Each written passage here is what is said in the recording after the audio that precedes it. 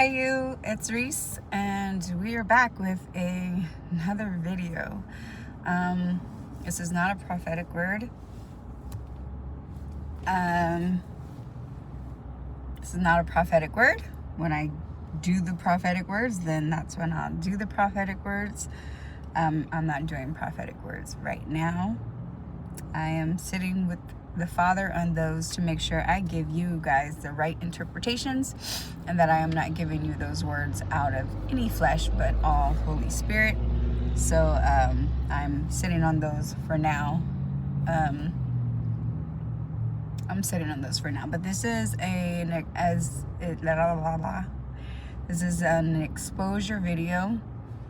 I was supposed to have done this video a few weeks ago,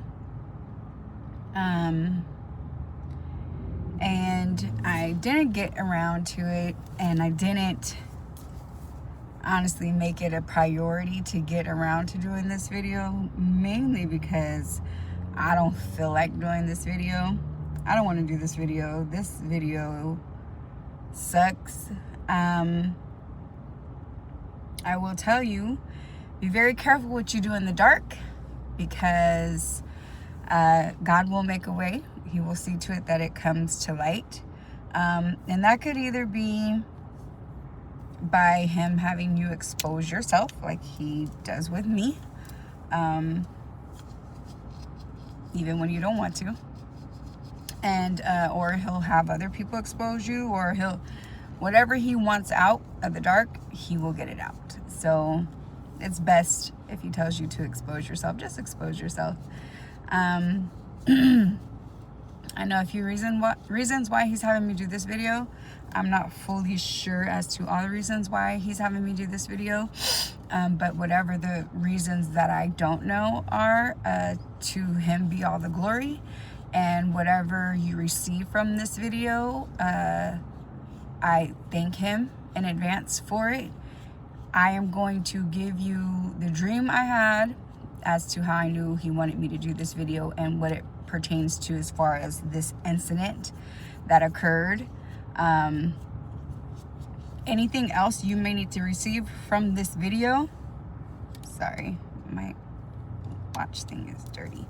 Anything else you are supposed to receive from this video, you are going to have to get it from the Lord. I'm not going to be suggesting what he could possibly say to you through this video, or why you came across this video. I'm not saying any of that. I'm just going to give the dream, the interpretation for the dream, and what I'm supposed to expose, and anything else you take back to the Lord. Okay? Because it is your walk. I cannot help you with your walk unless he gives me something specific to say to you. This is for multiple people, so I have no clue what all he's saying to all you guys. So I'm gonna leave it at that. I think I've spoken enough, more than I usually do. I don't usually do long intros like this. I don't like doing long intros like this because they irritate me. So I know they probably irritate you guys. So, all right, let me get to this dream and what he exposed, or what he revealed to me through this dream, and I will then expose my part as to why he gave me this dream. Sorry, again, I have to clean the face of this. It was dirty. All right, so there's a lot in this dream. I'm going to give you just the part that pertains to this incident.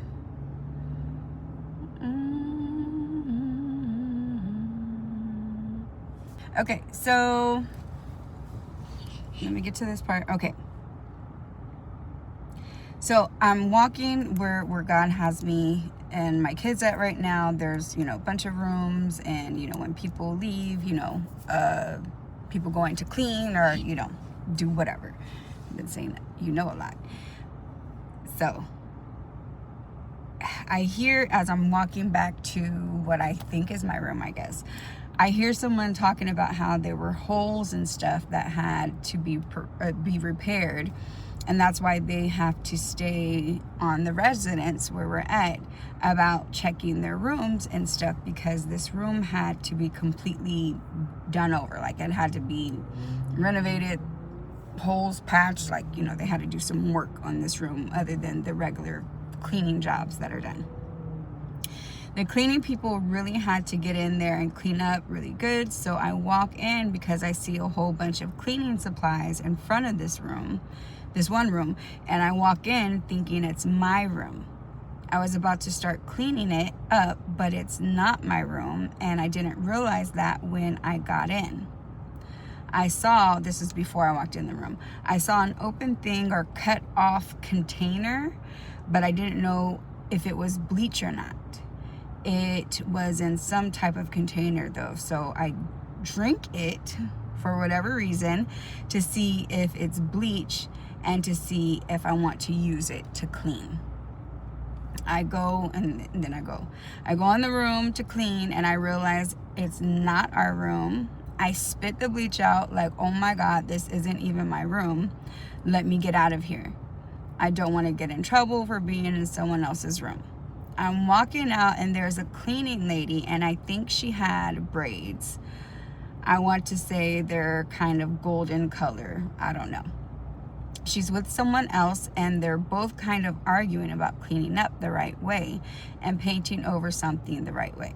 They were saying they're professionals, so they make sure the job is done right, but they were painting over red paint and using some mix that makes white paint, but it didn't cover the red very well. They were talking about being professionals and doing a great job because they're professionals, and I'm just kind of thinking it doesn't look that professional. The lady with the braids asked me, "Did you drink that?" I wanted to say no because I knew how she was asking. She thought I drunk it to harm myself, but I wasn't. I was seeing if it was bleach, so I kind of stared at her and kind of shook my head no. She's like, "No, I need to know, did you drink that to harm yourself? Like, why did you drink that?" And I was like, "No, I wasn't trying to hurt myself. I'm not trying to hurt myself. I was trying to see if it was bleach," but I didn't explain all that. I ended up kind of just saying no as I walked out of the room. Okay, and so the rest is for other parts that doesn't pertain to what the Father is having me expose in this video. And so how I knew I was supposed to expose this video and it being done while I'm here at this place is one of the ladies that works here, the next morning after I had this dream, she had braids and they were a golden color, and I could definitely see her saying or thinking she's professional, and she's not that professional. But so when I saw her braids, I was like, great, I had this dream on April 15th. So that lets you see, or let you know how long I've been lagging to do this video. So what the Father revealed to me, and he didn't reveal this to me right away, it took some time. Part of it, I was driving and I forgot what he showed me, and I'm like, "You want me to expose that? What? Why? You know, I thought you were gonna let me take that to the grave. I thought we was keeping that under wraps until, Judgment Day." But no, he is wanting me to expose the fact that back in 2018, either 2018 or 2019. I think it was 2018. My ex-husband and our kids were staying with my sister, so we could, help her out with rent and stuff and save up money because we were going to try and get a house afterwards. That didn't pan out, as I know why now. But my husband has some issues with boundaries and knowing what's okay and what's not okay, and I did too. God had to teach me a lot about boundaries on this walk when he and I separated. So he had crossed some boundaries with an ex of his, And he's gone back and forth between this girl and I for years. So we weren't married yet. We were engaged. And so whether it was, well, I'm not even going to tell that part either. There's reasons behind that, why he would be back and forth, even, you know, mention her, bring her up while we were married and when we were engaged. And I'm like, dude, what is your problem? Like, how does she keep coming up? What's the deal? I know now.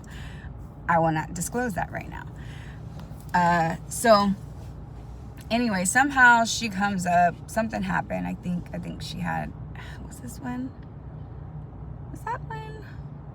She had a loved one. I think her brother passed away. And so I allowed him to reach out to her, you know, to check on her and stuff, which was, again, my problem, because that shouldn't have happened. Not saying we shouldn't care about that, but, you know, once you get married, and even before you're married, the certain relationships are supposed to be cut off. And God will lead you to what relationships need to be cut off. But I was trying to be, you know, the nice, you know, boundaryless wife, I guess, or fiance, whatever. Thought I was doing the right thing, even though it bothered me. I thought I was doing the right thing. So anyway, he took it a little bit too far. He checked on her, I guess, a little bit too much, or, you know, without consulting me. And so I was just like, what are you doing? Like, you know, he gave him an inch, he took him out. So one day, I think he was at work. I don't know where he was. I'm getting ready in the bathroom. Sorry, I just got my hair cut and it's actually really short. She tried to get rid of like a lot of the dead, you know, unhealthy hair, but I didn't know it was gonna be this short. Anyway, vanity. Anyway, so I'm in the bathroom one day and I'm listening to one of the songs. What is it? Jhené Aiko, or whatever, how you pronounce her name. And it was one of the songs my daughter hit me to, and it's one of the ones where she's talking about, it was a sad, slow one. A lot of hers are relationship based to me, but it was a sad, slow one. It kind of like put me in my feelings. And so I get the crazy notion in my head to be like, okay, let me see how he takes things and see if he gets his act together, knowing I could have been gone. I could have been out of this world and you'll never see me again. Oh God. All right, yeah, let's do this. So and if I'm not engaging with you guys that much, if I'm not looking at the camera that often, it's because this one, like I said, I thought he was gonna allow me to take this to the grave. No one knows this but me and him. I've never told this to anyone, ever. So we had some sleeping pills, melatonin pills, whatever, or we had something to help you go to sleep. So I take a few of those.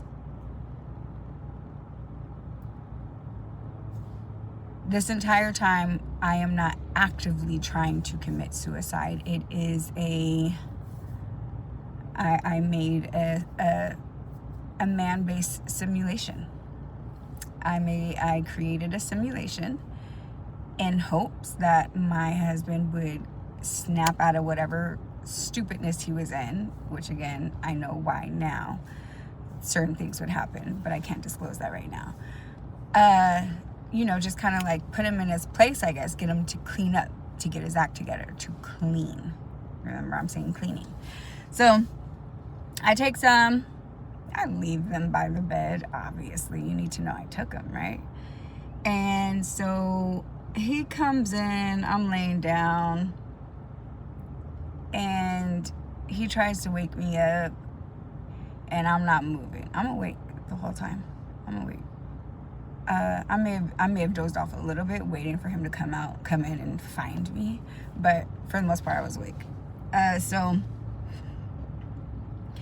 So he sees the pills and he's just like, you know, oh my God, you know, so he kind of starts flipping out, freaking out and stuff. And he's shaking me, trying to wake me up and stuff. So I don't know if he called my sister because she was in her room, or if he yelled to her, or if he went in there to get her. I don't know. I don't remember all that.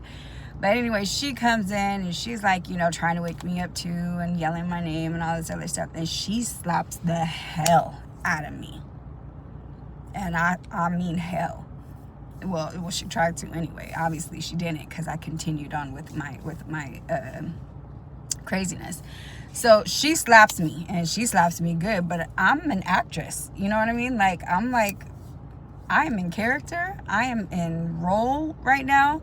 He needs to get it together. And if I gotta sleep through a hard slap, then I'm going to sleep through this slap, because he needs to know. Get it together. You could lose me. So anyway, I don't wake up. I think eventually I wake up a little bit after she slaps me. And so, I'm, still in a role, just kind of like, dazed and confused, like, oh my God, what's going on? What's happening? So he takes me to the hospital. They're asking me questions. They ask you these questions regardless if you come in for, what he had to bring me in for. They ask you these questions out of safety. It's a safety protocol. So they're asking me these questions. They are geared towards why I was in there. So they were a little bit more direct with the questions. Like, did you try, what you in here for, basically? Did you try to? Like the lady in my dream, did you drink that? I need to know if you're trying to harm yourself. And so me saying in the dream, like, I didn't want to answer at first, because I knew she was asking me to find out, was I trying to harm myself? And I wasn't. So, she asked me again, and that's basically what happened in the hospital. He asked, and I, kind of just like, just kind of stayed silent. And so my husband jumps in, and he's like, no, she didn't. So when he says that, I'm thinking he knew what I was trying to do. You know what I mean? And I thought he came in, just to kind of cover it up, so they wouldn't, like, put me on watch or something like that. But when I realized he meant, no, she didn't try to, I was like, oh, he doesn't know. So let me take this a step further. And I said, yes, I did. Because, he needs to know. This was an attempt. It was a fake suicide attempt, and it's nothing to laugh about. It's not funny. It's very embarrassing telling this story, but what my father says, what he says. So when I say, that's what I did. He kind of turned and looked at me like, are you crazy? Like, oh, you did. So, they finish their procedures, whatever they need to do, whatever. They send me to a facility. I think I was in that place for it was either 3 days or a week. It was 3 days or 5 days or a week, one of that. And he would come visit me either every day or every other day, and he would call and stuff. And so, yeah. Did things get better after that? Yeah. Did he change how I wanted him to change? No. Did he change a little bit? Oh, no. Did it accomplish what my goal was, what I was aiming for? No, it did not. Only God can change people. Only God can correct people, and they have to be willing. They have to be willing to allow him to do it. We have to be willing. We have to be yielded and surrendered to him, to allow him to fix us and change us. And that's why I left my marriage, so that he can fix me and heal me and change me, because I wasn't all the way right, So there goes that again. Sorry, I'm working on saying like all that stuff, because it's not good for your speech, so it's not good for your speeches. So I'm trying to get out of the habit of putting in these gap fillers, these word fillers. So anyway, that is the exposure I had to come clean with. I attempted I did a fake suicide attempt in hopes that it would get my fiance, my husband, husband, to get his act together and to put up boundaries and to be who he said he would be for me. And only God can teach us how we are supposed to be for ourselves and for each other. So that's what the dream comes from. Her asking, did you try to do this? And I'm like, no. I was trying to get him to clean up. I was trying to clean this room, thinking it was my room. We can't clean up anybody else's stuff. Only God can do that. We can help. We can guide. We can give words that the Father gives us. We can give scriptures. We can pray. But we cannot ourselves clean up someone else's room. We can only clean ours. And even with that, we can't even fully do that because we need God to do that. Because only He knows what needs to be cleaned. Only He knows how you need to organize. Only He knows, okay, you can put that up for later. You don't need that right now. Actually, no, get rid of this one. You don't need that at all. Let's put this in here. This is supposed to be. Only He can do that. Only He can do that.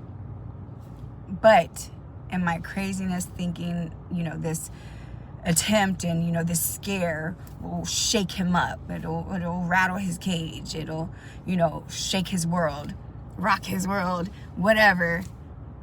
Sometimes we need that to happen. God definitely rocks our world. He has rocked my world many times. many times.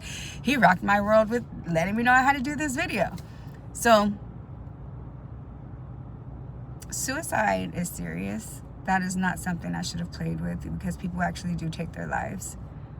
And for the same reason that I pretended to try and take mine, some people do that.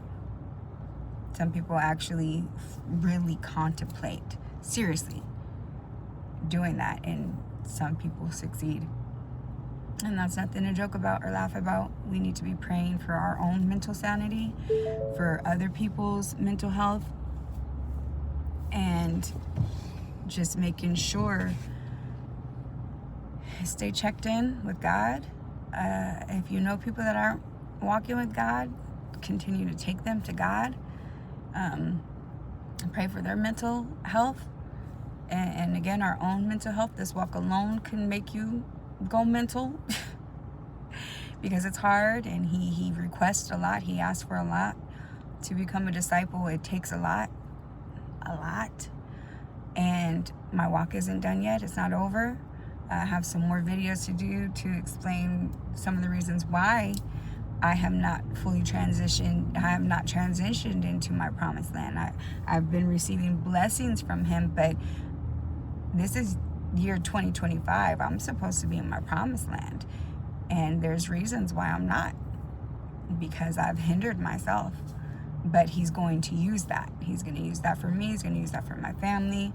He's going to use that for whoever's watching these videos. He's going to use that. He wastes nothing. But again, like I said in the beginning of this video, take this to God for whatever reason you're watching it, and ask Him what He wanted you to see, what He wanted you to hear, what He wanted you to learn. Whatever reason you're watching this video, I don't know. I just know that I had to be obedient and do this video and expose what He had called me to expose. I will pray on the prophetic words. I will pray on the prophetic words to see if I'm to release those again. Like I said, I'll be a little bit nervous to release those, just because there are some words that I have done and released somewhat in my flesh. Not saying they weren't words from God, but I put my 2 cents in them, and I just want to make sure I'm not doing that anymore. I want it to be completely from Him, none of it from me. So I've been a little scared to do prophetic words because I want to make sure they're all from Him. I haven't been listening to prophetic words.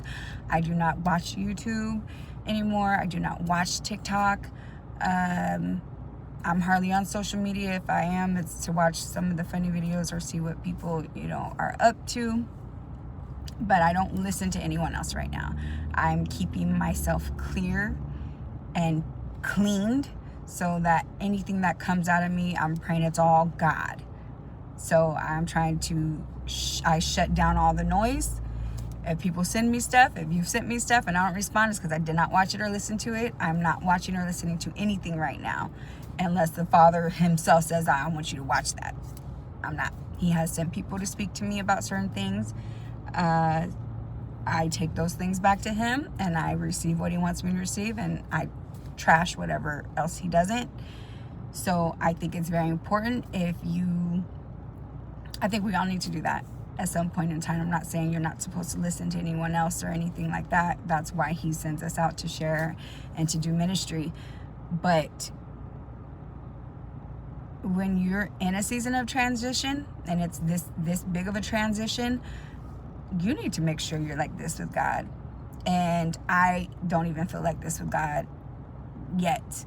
I'm learning a lot. He's teaching me a lot. He's showing me a lot. But like I said, I will pray on doing these prophetic words.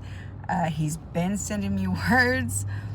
He recently stopped sending me words, so I'm kind of taking it as, okay, actually, the scripture I read today was talking about the,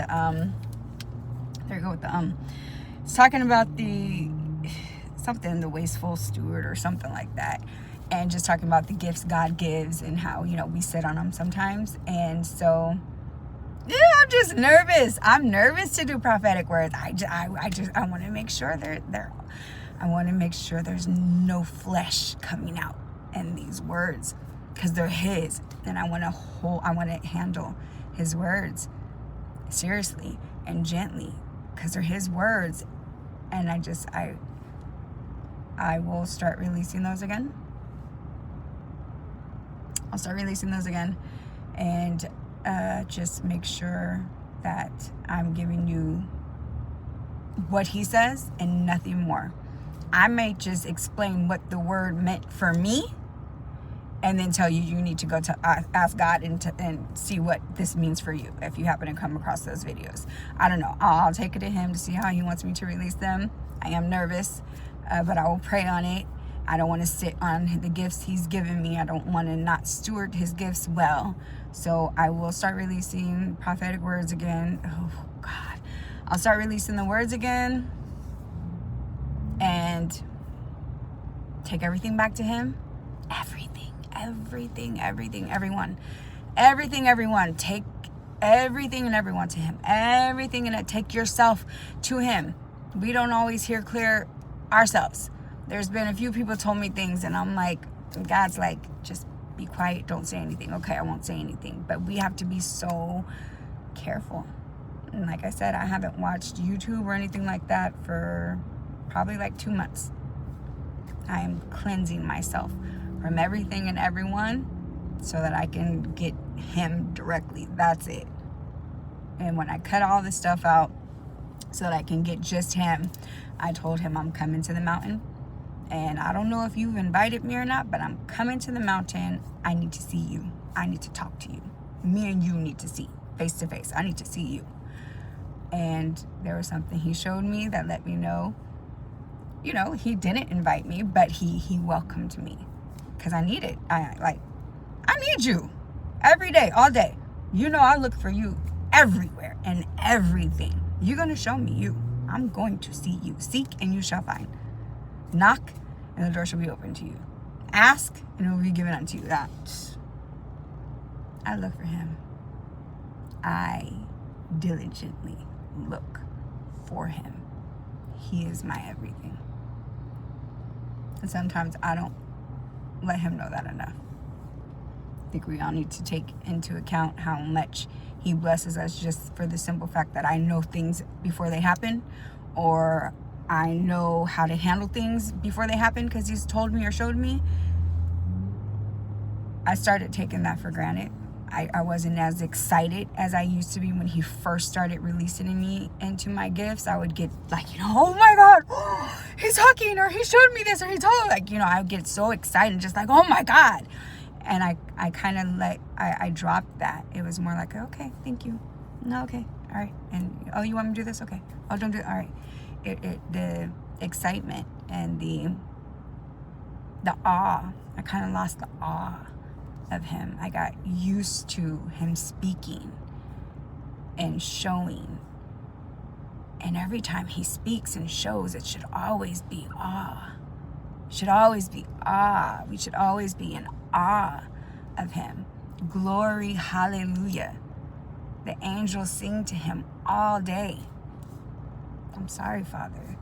I'm not the best at making sure he knows just how grateful I am. I'm not. That's something I have to work on. But, okay, so I exposed what he wanted me to expose. Some of my family might be upset because they were really like, you gonna do this over a man? You gonna take yourself away from your kids over a man? You know, especially him, because, you know, me and him been off and on since we were 21. So they're like, we're over this. But I didn't. I knew what I was doing. I knew what I wasn't going to do. I knew I wasn't going to take my life. I'll never take my life. And there will be times I might ask him to take my life. Like, I'm tired. Get me out of this place. Like, I'm tired on this walk. Come on. Come get me. I'll be like Elijah. Come get me.